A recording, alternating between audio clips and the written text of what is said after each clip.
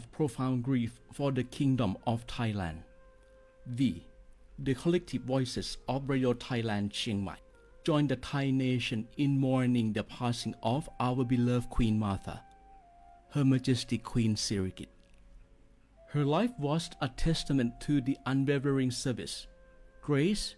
and deep love for the Thai people. Our humble condolences and thoughts are with His Majesty the King, the royal family, and all the Thai people during this deeply sorrowful time. We will remember her forever.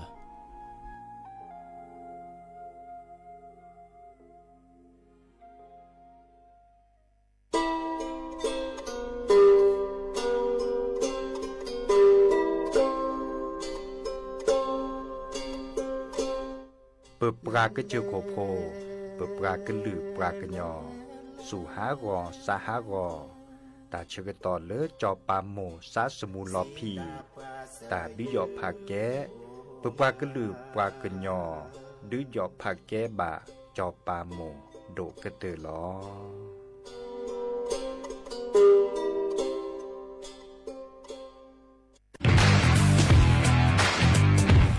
รัฐบาลไทยประกาศสงครามสแกมเมอร์รัฐบาลจึงได้ประกาศสงครามกับสแกมเมอร์ในฐานะที่สแกมเมอร์เป็นวาระแห่งชาติและในวันนี้ผมก็ได้ใช้โอกาสนี้มารายงานความคืบหน้าและเน้นย้ำถึงสิ่งที่เราต้องร่วมกันทำต่อไปรัฐบาลได้จัดตั้งคณะกรรมการอำนวยการป้องกันและปราบปรามอาชญากรรมทางเทคโนโลยีขึ้นมาโดยมีผมเป็นประธานด้วยตนเองเพื่อให้ทุกหน่วยงานทำงานไปในทิศทางเดียวกันเราได้มีการลงนามบันทึกความเข้าใจระหว่าง 15 หน่วยงานหลักทั้งภาครัฐและภาคเอกชนตลอดจนสถาบันการเงินเพื่ออุดช่องโหว่ทางการเงินและตัดเส้นทางเงินของกระบวนการอาชญากรรมเหล่านี้สิ้นซากพบเห็นพฤติกรรมเข้าข่ายเป็นมิจฉาชีพแจ้งสายด่วน AOC 1441หรือ www.thaipoliceonline.com รวมพลังคนไทยต้านภัยสแกมเมอร์นายอนุทินชาญวีรกูลนายกรัฐมนตรี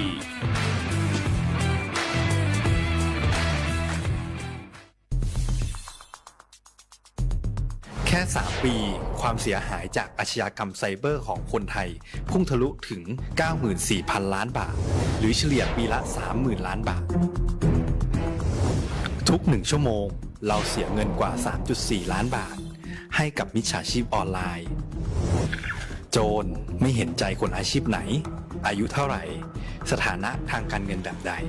หมอพ่อค้านักธุรกิจนักเรียนแม่บ้านข้าราชการเกษียณ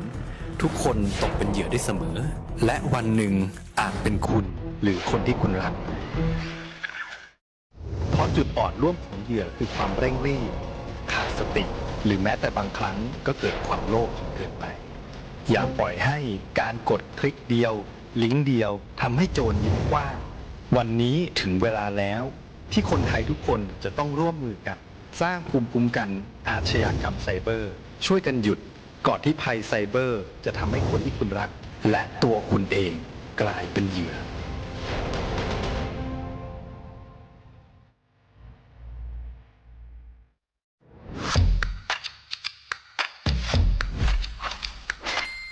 กลับมาแล้ววันนี้กับโครงการคนละครึ่ง plus รัฐออกครึ่งประชาชนออกครึ่งช่วยเศรษฐกิจไทยหมุนเวียนเติบโตถ้าเราช่วยกัน plus ต่อยอดให้เศรษฐกิจไทยเติบโตอย่างยั่งยืนด้วย5 plus plus ที่1เพิ่มช่วงอายุผู้เข้าร่วมโครงการจาก18 ปีเป็น16 ปี plus ที่2เพิ่มวงเงินใช้จ่ายจาก150 บาทเป็น200 บาทเพิ่มพลังซื้อของประชาชนเพื่อกระตุ้นการหมุนเวียนในระบบเศรษฐกิจฐานรากลดภาระค่าครองชีพ plus ที่3เพิ่มสิทธิพิเศษด้วยการดูแลผู้ที่อยู่ในระบบภาษีให้ได้รับสิทธิพิเศษมากขึ้นเพื่อสร้างแรงจูงใจให้ทุกคนร่วมอยู่ในระบบอย่างโปร่งใส plus ที่4เพิ่มโอกาสให้นิติบุคคลขนาดเล็กเข้าร่วมได้ให้ธุรกิจเติบโตเป็นกำลังสำคัญของเศรษฐกิจไทย plus ที่5เพิ่มทักษะใหม่เพื่อพัฒนาให้ร้านค้านำความรู้ใหม่ๆมาช่วยเพิ่มยอดขายลดต้นทุนเรียนรู้เติบโตและปรับตัวไปกับเทคโนโลยีใหม่ เพื่อสร้างเศรษฐกิจที่แข็งแกร่งจากคนละครึ่งสู่คนละครึ่ง plus ไม่ว่าจะสั่งข้าวคนละจานชาเขียวคนละแก้วขนมเค้กคนละชิ้นหรือหลายๆชิ้นก็ใช้ส่วนลดได้ทันทีสูงสุดวันละ200 บาทแถมใช้กับฟู้ดเดลิเวอรี่ก็ยังได้สำหรับประชาชนไทยอายุ16 ปีเป็นต้นไปสมัครรับสิทธิ์ผ่านแอปพลิเคชันเป๋าตังวันที่ 20-26 ตุลาคม 2568 สำหรับร้านค้าที่สนใจร่วมโครงการสมัครได้ผ่านแอปถุงเงินวันที่ 15 ตุลาคม ถึง 19 ธันวาคม 2568 แล้วเตรียมพร้อมรับลูกค้าจากทั่วประเทศเพราะนี่คือโครงการที่คนไทยทุกคนช่วยกัน plus เพื่อให้เศรษฐกิจไทยโตไปพร้อมกัน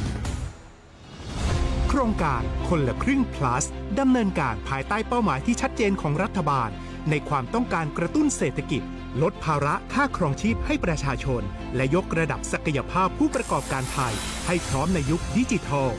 โดยยังคงยึดหลักความโปร่งใสตรวจสอบได้และป้องกันการใช้สิทธิ์ที่ผิดวัตถุประสงค์คนละครึ่ง plus เพิ่มพลังเศรษฐกิจไทยพร้อมโตไปด้วยกัน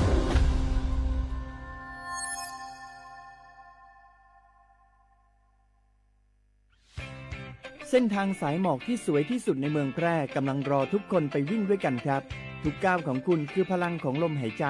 ชวนเพื่อนชวนครอบครัวมาวิ่งฝ่าสายหมอกเพื่อโรงพยาบาลแพร่ในวันอาทิตย์ที่ 7 ธันวาคม 2568 บริเวณลานกิจกรรมหลังวัดพระธาตุช่อแฮมาร่วมกันส่งต่อพลังแห่งความดีเพราะทุกก้าวของคุณช่วยต่อชีวิตให้กับผู้ป่วยในโรงพยาบาลแพร่สมัครได้เลยวันนี้แล้วไปวิ่งด้วยกันในวันอาทิตย์ที่ 7 ธันวาคม 2568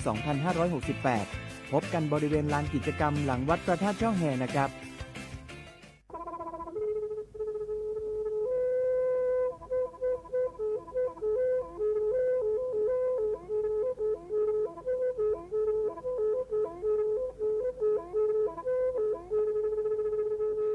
มือนี้มือซอเลอะวันที่ 29 ตุลาคมนี่คิกระโทแซกซาคือชิญิและปุขีเนเนาะปาแก้คนน่ะมีเวลาเลือกคณะรัฐมนตรีดอเวดาเห็นเมื่อเลปาซึดแลเกตากิตาเกบาคาคือเลปากูปัญญอนเลตึกแกดิปาจดแต่โพบาเฮโอเลทีละก่อเฮโอเลก่อจดแต่พาซิลีแต่จากคอนเลที่ก่อตามลอบพิกะอากเวลอเวดาเลมาตรา 17 แห่งพระราชบัญญัติคนเข้าเมืองพศ 2522ดิสอบกาเลเฮโอเลก่อจดแต่ซิลีก็ขอในบลอนเนเนเมบาซาเลก็เชลิเชจาเลขีเนอแควเลอบากิบาเกเลนกแกทอบกว่าจดแต่โพเนนแลเซแต่จากคอเลที่ก่ออาตามลอบพิกะอาเฮนแควปากอเลมาตรา 7 ทวิแห่งพระราชบัญญัติสัญชาติพศ 2508ดินาโคเนนตากาเลเฮโอเลก็จดแต่วีลิจาโตดิบาตะแกบก็จดแต่โพดิบาบาชาแฮอุแพลโพนโพเสดผ่านเนเกิดเคแกเลอปะกอไว้ดาสัญชาติไทยคอมยูเลแกบกะจดแต่โพเสแลอจาสิกบาตลอติลอแชเลอเวบอกอติต่อขอแล้วกอดาสำนักบริหารการทะเบียนกรมการปกครองมิเตเมบาเลอนตากาโอเลเวกาเคลื่อนตาและเชิดทอนลินจ่าแพ้เลตลอดตัดและอำเภอเลอนก็จากอุดรเนตาเชิดตอนเลปัดดุวับกาตาพิตามมาในเวลาราชการอัตเตเวดาดินเนาะ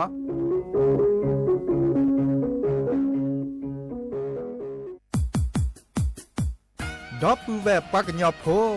นเมบาซะสู้ออมมืออเลวิทยุกลือลอกอจอเตเวกิแมตตอนยาอีบอบบาเนบากะคือเล่นตัดพิตามมาตัดพิออมมาออจอเตกว่าก็ได้และสนใจโฆษณาเนื้ออดจัดสิกว่าสวทเชียงใหม่เบอร์โทรศัพท์053276068เมตเมบะ0922468579เซทอมโบลอ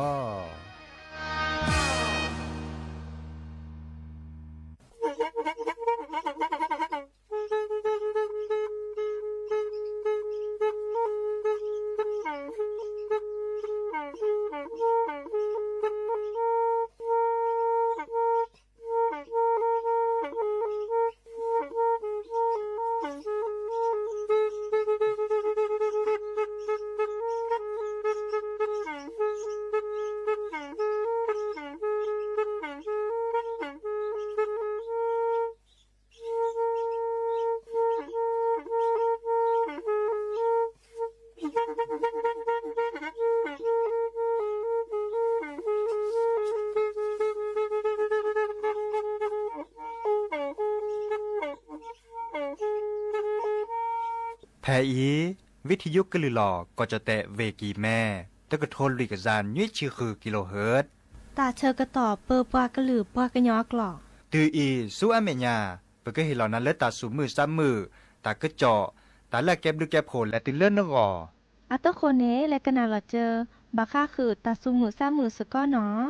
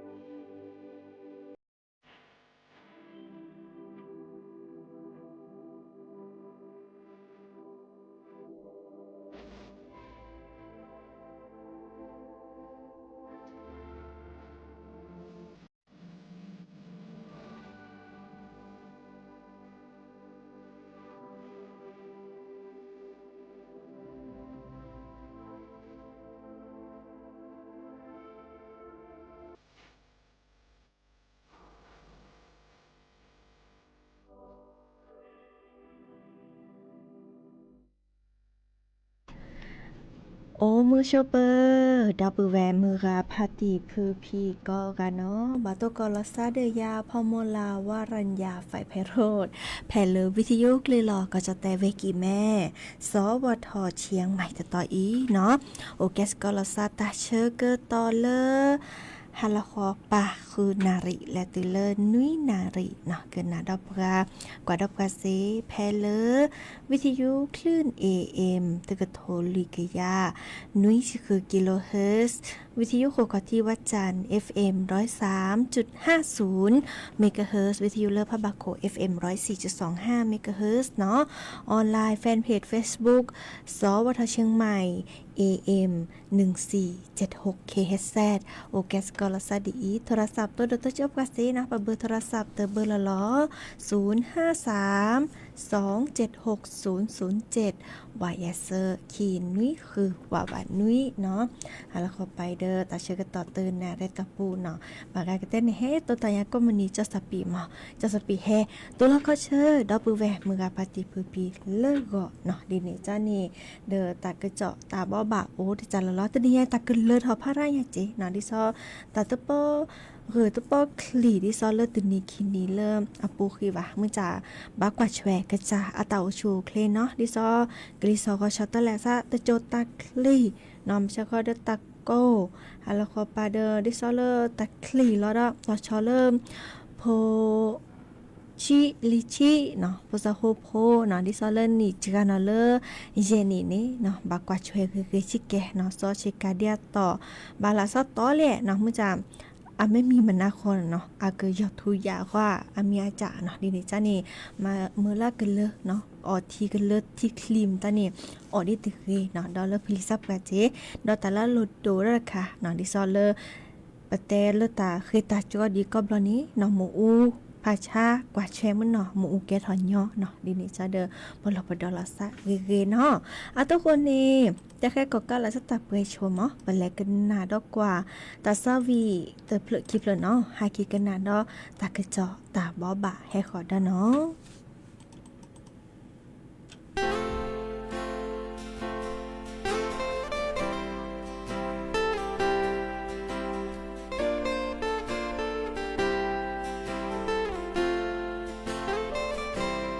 ก็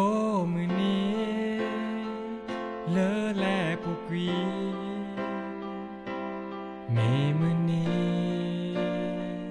หรือดกเวโด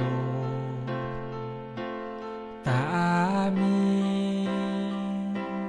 ชอเจอแลอาสาเลอปะกอมาเตอเซเลเชื่อเกิดต่อบาลีเลอเปแวคิกาเปกบาแต่ลอเปสาตารีเมไม่แวเปเจอหน้าเปลอสาแต่แอนี่แลเสือก็จะเซโอ้ว่าเลอเนออเจอกาเนเจอมียาเยสายเนชาเวโดอาตาแต่โอดีอาดอดูเซญานามิเนซาเกมาเกดิแลแห่ขอชูเยอโอดอเยอเกแต่บานาเตอนีเมนิเลออาเวกะเตอเชกะตอเลและปูกวีเมเนเอยาชิอาเนมาเอยาเนซาชู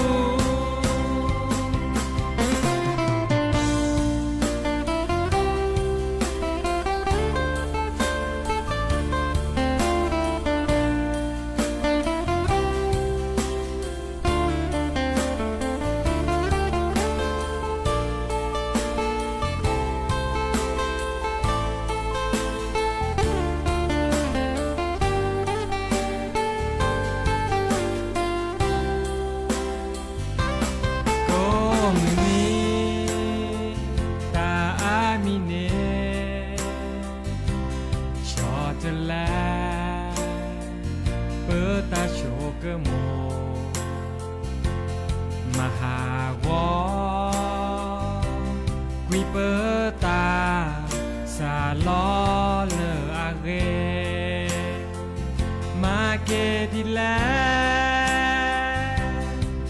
sa ha wa le te re le ne ma ne re li ne ka ne ta le a re me te ba na sa tu i do chu ya cứ vượt lẽ chờ ta lỡ nửa té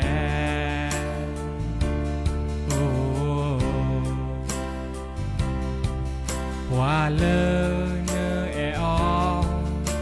chờ ra nè chờ mi ya yêu sa y nè cha về đồ a ta té u đi a e đó du se nhà na mi nửa xa cơ mà kê đi la hè khó chú yêu ô đó yêu cơ thế bà na cơ ni mê ni lơ à về cơ thơ chờ cơ to lơ lẽ bù quỳ mi nửa e yak si à nửa mà ơi ya nửa xa chú hè khó chú yêu đó yêu cơ thế bà na cơ ni mê ni lơ à về cơ thơ chờ cơ to lơ lẽ bù quỳ mi nửa e yak si à nửa mà ơi ya nửa xa chú mẹ nỡ cho mô đi la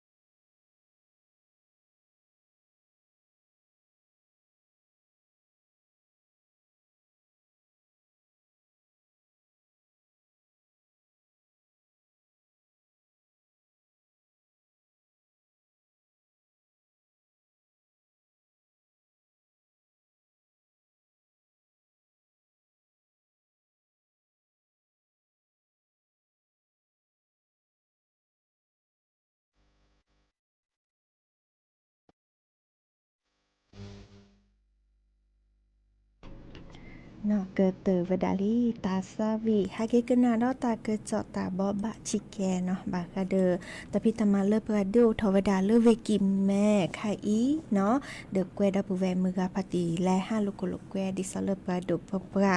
จอบพิชัยเลิศพงษ์อดิศรอาแกเลนายกองค์การบริหารส่วนจังหวัดเวกิแม่เนาะแกวแล5อาก็ดาเลิกงานมนต์เสน่ห์เชียงใหม่เมืองดอกไม้งาม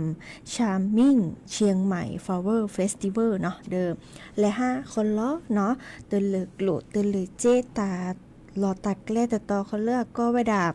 สวนเฉลิมพระเกียรติ82พรรษาเนาะโอเลอร์ศาลากลางเวกิแม่อาลอคีเดอเริ่มอำเภอเมืองเวกิแม่นี้ตาชกตอเลอร์แล5นี่เซเดนดอเดิมมีวดาเลอร์ตาชกตอก้อนนารีเนาะก้อนนารีพับพอข้อนี้และตูเลอร์ตะชิตนารีเลอร์มนากอเนาะจะทอเลอร์ไคอีและตูเลอร์มือนี้มือซอลลุยลามกราคมนิคิกโทเยกิยาคือชีคุยเนาะเดือดตบลอยใหญ่อีดิซอลเลอร์อบจเวกิแม่เนาะนี่ดูทอตาพิษตามมาเนาะมาเวดาดิซอลเลอร์ก็เวทอพอเนาะมือเลือบลับพลอโยอัตลุตลาอากอดามวลเสน่ห์ล้านนาเมืองมรดกโลกเนาะดิซอลเลอร์โอเดอร์พ่อโอเดอร์ตาอามีอาจาเนาะพ่อในโอเวดาซึบลือจะโอเดอร์เลอร์แต่พอเลอร์โอเลอร์ตาคือกล้าเนาะดิซอลเลอร์โอเลอร์กอลักกอเปิดหอโอเจอากอดาเลอร์ทิวลิปเนาะลินลี่คาร่าลินลี่กว่าบูซันเวียมาร์กาเรตเนาะไฮเดรนเยียโอเจเนาะดอเริ่มนี่จะหรออาซาเลียกว่าเวอร์บีน่ากับอีบากาเตอาเกนจิแลนต้นนาหุนคอเนาะมึงจับกันแล้วสูพอกสิญาเวดาเนาะดิซอลเลอร์บิโกเนียมตอนนี้เวดาอามีอาจาเนาะดอลเลอร์ปรับลามาลามากระปอเนาะเลอร์อากอดาแสงสีเนาะแสงสีเสียงเนาะแล้วก็ดาโอเดอร์ตากระปลือปอเดอทีเลอร์อัพโคดเนาะทีเลอร์อัพโคดดิซอลแล้วก็ดน้ำผู้ดนตรีเนาะอามาโคดทีดิซอลเลอร์เลตบล็อกเดอร์ตัดดิตาอูเนาะเดอดิเนจานี่แล5กว่าดัสซีเนาะโอเวดาอาจะเนาะดิซอลเลอร์ปากเวทฮอตบล็อกใหญ่อีเนาะดิเนจานี่เลกาแม่คลือเดอแล5กว่าดัสซีเนาะเดอตบล็อกใหญ่ลอชอลาก็ดาปากอากดูทอเลอการแสดงโขนนะคะเนี่ยแกลกะตาเรก็ลือแกดิซอลเลอร์จดแต่ตาเนาะเกิดพลอทอเมดดาวอ่ะก็ยายหน้ากากเลือกแกนี่เนาะโอจีวิก็ดอแกแล้วค่ะปาแกก็ลือก็ได้เลิกรำโขนตาเนี่ยตมุสิญาซาอามาซาจอเดิมและ5กว่าดัสเซอีกเนี่ยเกิดเปิดทอเตอนิคีบล็อกเนาะดิซอลเลอร์มือเย็นนี้มือคืนนี้ก็ได้เริ่มมือนุ่ยนี้ตาเชื่อต่อเริ่มคูนุยนาริภาพพอตบล็อกเนาะดอลเลอร์คุยนาริภาพพอตบล็อกเนาะอีคันนี้เลยก็ไม่ตมุเสียซะโคนอามาซาจะแลเนาะอีคันนี้อาแก้ตาเรกลือตาลือตาลาเลิกกินเลิบกระจดแต่ตานอนๆเลยเนาะดินี่จะเดอเล็กกว่าดัสเซเนาะอีกาเดเฮแต่บะบะสิญาขึ้นหน้าโอเวดับเปอีตากระจอเลอแกวดับเวเมื่อพัติพีและอาเกกันนาดอตากระจอเลอคิดค่ะเนาะมีเวดาจออนุทินเนาะปราเปกอจอแต่เนาะเดออาแก้คุณนาเลอและโอผูบาคาเดอประชุมคณะกรรมการนโยบายเศรษฐกิจเนาะดิซอลเลอร์นี่ตัวจุลซาแต่เวดาเลอมือนี้มือซอคิชิคุยลาธันวาคมนี่คือโทยกะยาคือชิคอพี่อปุคุยเนาะจอปานี่แต่ลอดิซอลเลอร์อัตกโตเนาะเดอบาคาเดอตาตัวเจอมาเจอที่ดกว่าตาเลอก็จะแต่ละละขอพัดปาจอปาเดอสูอึซาอึเนาะซาฮากอเลตือเลอปาโตกอตาติตากอกะเลตือเลปาซิโจเจเนาะดิเนจานี่เดอแต่เวลาก็กวาดแชเนาะตัวเจอมาเจอดิซอลเลอร์เพื่อแม่ซิโจนี่เดอก็มาบุมาบาเวดาดิอาบาริบาเรวิกดอมเนาะเฮ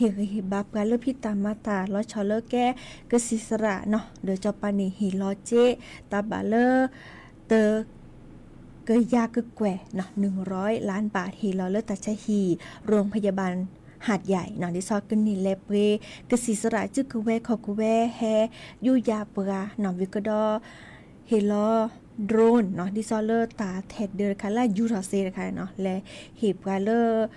หีบเลิกซื้อโพอัตมาหลอกกองทัพเนาะก็ดอเลอร์เยซาตมาหลอกเนาะเลอสำนักงานตำรวจแห่งชาติเนาะดิซอก็โตเจอตามแม่อุทอดิจะหลอเดอร์กันนี่สวมหมวกค่ะนี่และโตเจอมาเจอปาเซฟวีเตเวดาดิซอเลอร์บาคาเลอร์ปาซิโจเนาะจอปาเตเวดาดิซอบากานี่เลอปาซิโจอเมถือทาบาเลอกระจัดตู้กระจัดซอกคานี่บามาตากิดิซอเลอกระจัดตู้กระจัดซอกค่ะเนาะดิซอเลอร์ปะบักเกือเนาะไม่เมเลอร์บาถือทาตาเลือกก็ด่ามุสลิมเนาะมุสลิมค่ะเดอบาคูลาวดามาดิซอเรียกเดียบารีเนาะอีค่ะเดอเฮเตลอเลอก็ด่ากระทรวงมหาดไทยแต่คือเลิกกาเปอร์เวเนาะดิซอมรอกับปาซิโจเนี่ยก็โตเจอมาเจอเวดาดอเนาะดิซอมปาซิโจตะการกันนี่เนาะกิเฮลออะเปือแวะมัวปากโลเจเนาะแต่บาเลิกคีเซเนาะอีคันนี้เลิกจอปาเนาะแต่รอดาดิซอเลอร์เกิดตัวเจอมาเจอเปือเลิกซีโจเนาะเปือแวเนาะเฮลอดิซอเตกากอนี่เลกาเลซีโจเกเฮลอเปือแวเตกาอาเซคิชิเนาะดิซอลาก็ดาตาตัวเจอมาเจอค่ะอีเดอจอปาตนี่กว่ากระผาบะสู่5กอซา5กอเดอสักกินยอดอลเลอร์ปะฮิโปโคกอกะหน่อยอีคันนี้แกตากโตตาเลือดจอปาเตวดาเดอจออนุทินแฮตแตปรับพลาเวดาดอตบลอเนาะโอเวดาเปื่อยอีเลยแฮตแตคือดอกแหวเมื่อพาติพื้พีเนาะและก็นานดอกกว่าตาซาวีดอเตอเพลขี้เพลเนาะ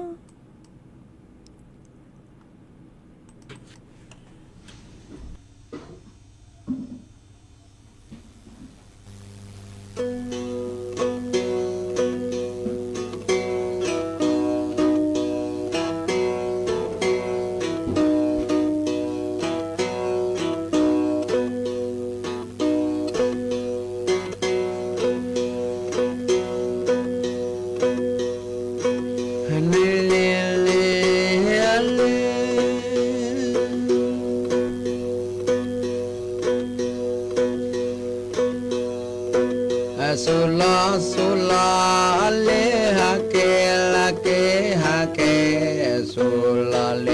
ฮะเกฮะเก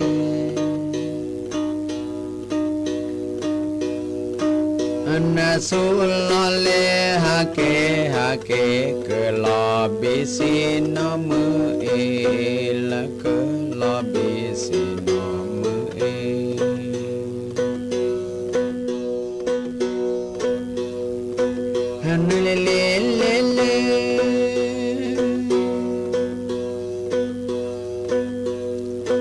นะมือเอมือเออาทกละกวาบามือเออาทกวาบา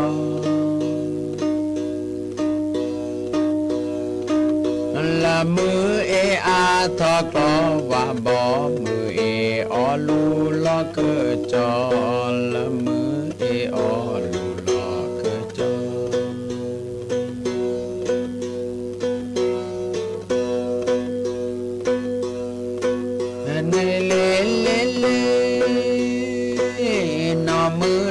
มือละเอตะจูละจูอาวานอมือเอตะจูอาวา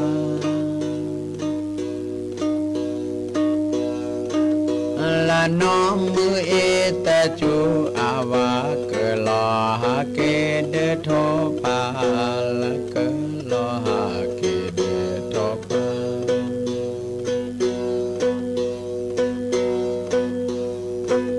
เลนอมือละเอตะจูละจูอาดอนอมือเอตะจูอาดอ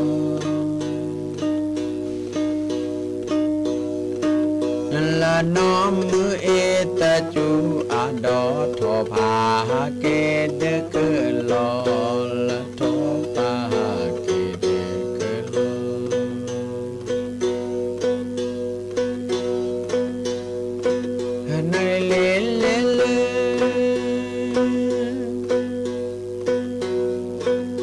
มือเอละโอละกลาปูละมือเอโอละกลาปู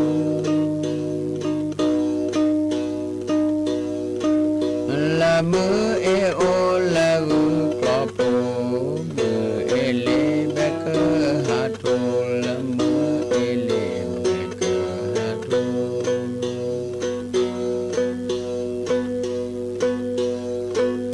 ตานุยละลูจอคูละคูนุยตอเนตานุยลูจอคูนุยตอ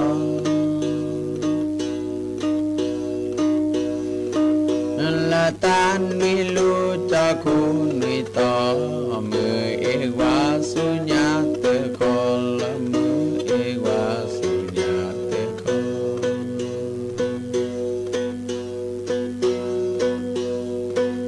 นาเลเลเลคุเกมือเอเจแควละแควเจแควกูมือเอเจแควเจแควละกูมือเอเจแควเจแควบอกเกอชื่อนี่เบกาแคลละบอกเกอชื่อนี่เบกาแคล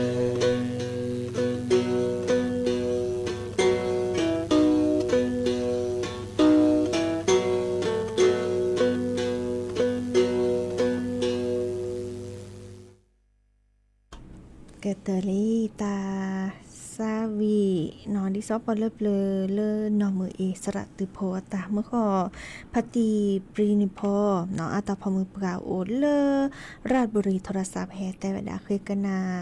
ทาตาซาวีมีเลสระตือโพตาเฮลอซาหมูซาปะเนาะเดกระจาเนี่ยโอเลราชบุรีมอฮามปาเลกอเชื่อแต่ดาออทลาแล้วก็ไปอีเนาะวิทยุสอเซรีแต่เวลาดีนี้ออถอยนาลีตับดือเลโอเคกุมมอสกอลซาทอโบเนาะตาเชื่อก็ต่อโคบกีหรือจิบหรือจิบโกดับปือแวมือกับพัตีพื้นพีก็กะแต่เลหนึ่งกันนาแล้วออนไลน์ก็ดับกันเลออนไลน์เนาะกันนาแล้ววิทยุมือมันก็กะตกก็ตาล่าเลยโอเดกโลเดเจมีมือซับคุยก็กะเนาะตาเชื่อก็ตอนแล้วเราเลยกันนาเกหรือโพธาโพมอคือคีตาตือตาเชื่อก็ตอนเริ่มมีหมอตามมือก็กะตาบลือเนาะ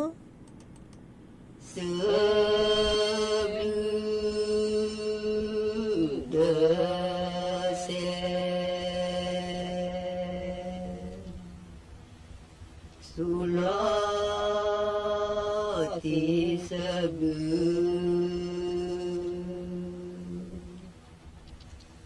de se che ge plo seblu ge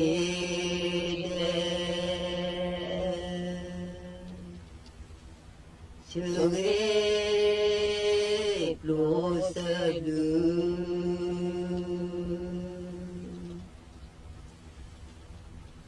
no more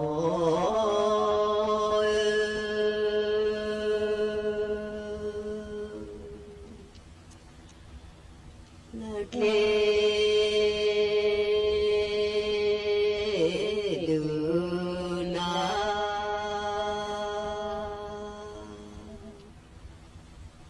sao đưa na khi đưa na sao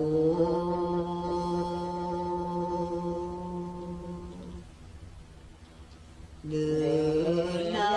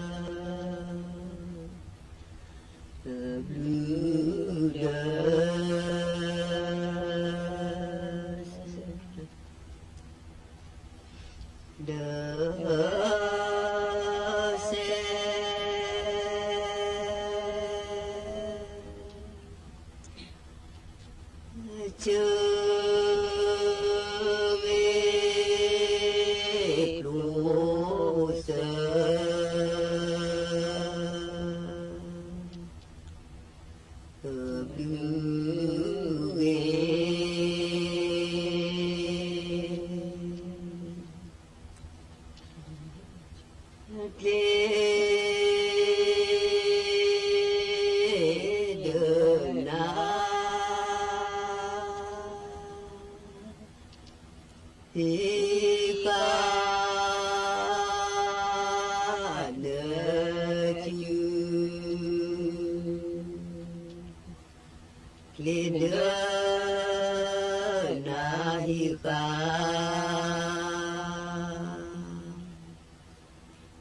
nơ chư lê qua ga cho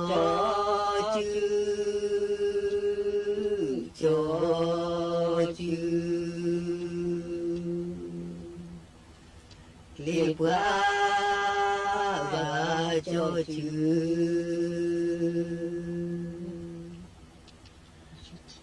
qua đôi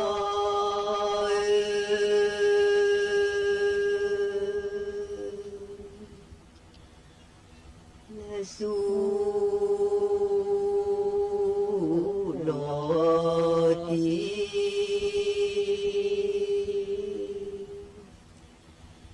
sơ bư đơ xe su lo tí sơ bư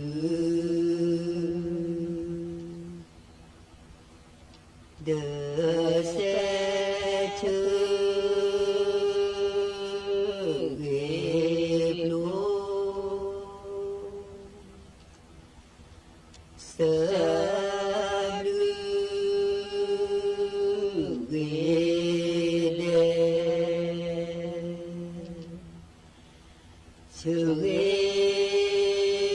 lô sơ lư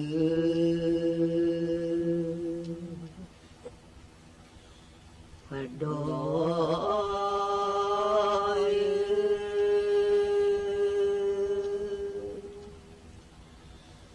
là thôn đi quê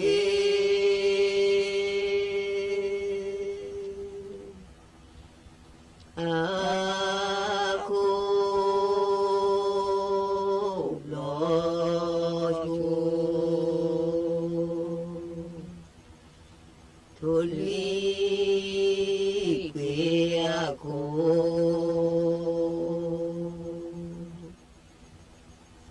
lo chua chư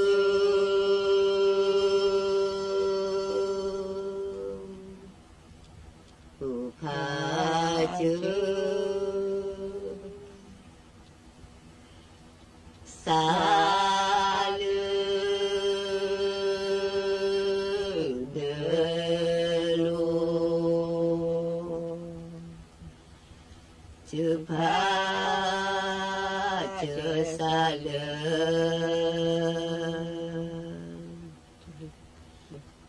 lục mô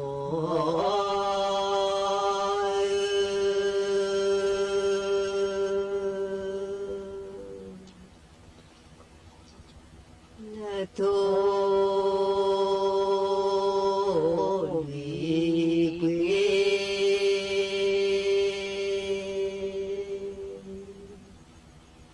mưa la dễ dò thôn đi quê mưa la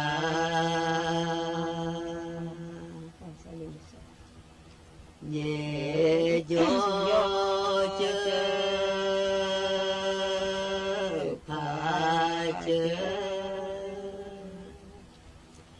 xa đơ nơ so chớ pha chớ xa đơ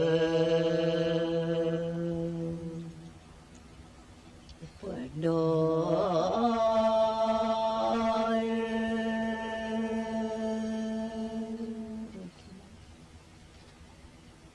mi tơ lu mi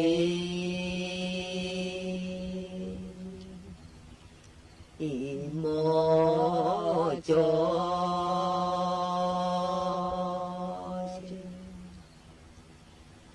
โจเจ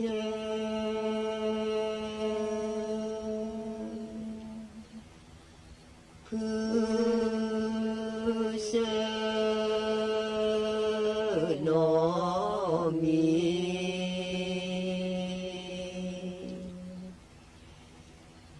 เตเน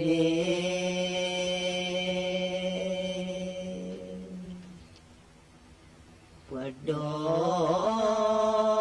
ย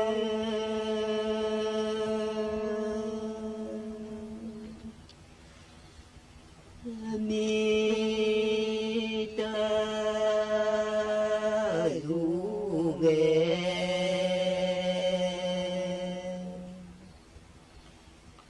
คือกว่า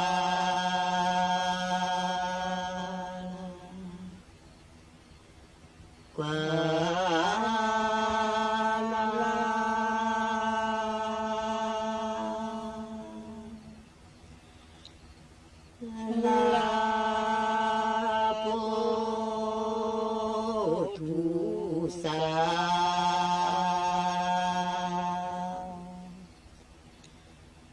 จีบานปวดดอย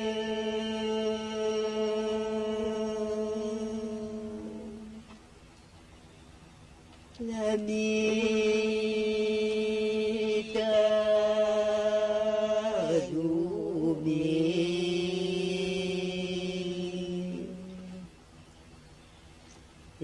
เตดู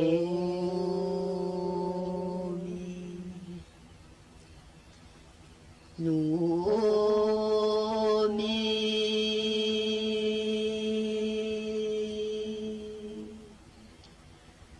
โชโมมานา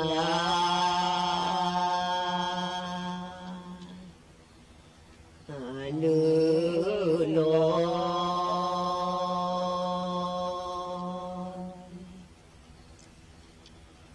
วัดดอย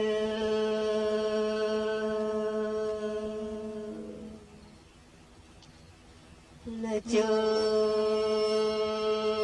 เอนาเจอ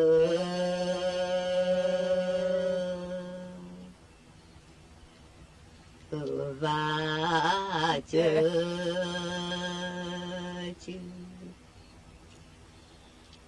เจอจื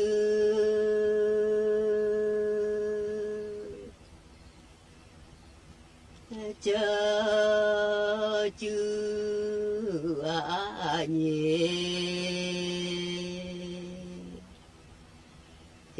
เกนอ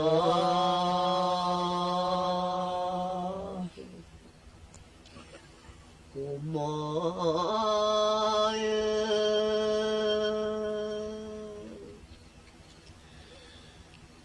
และว่าจือจาพอ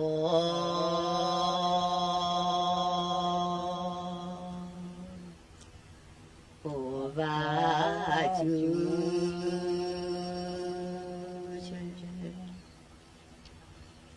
จือเช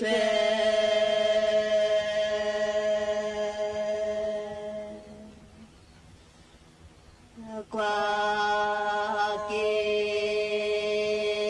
โลกี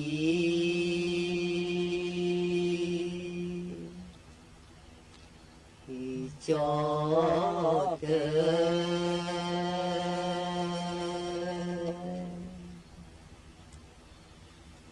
อุโม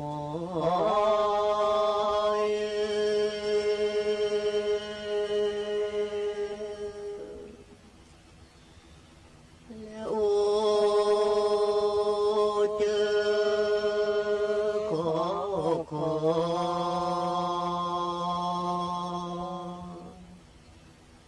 โอ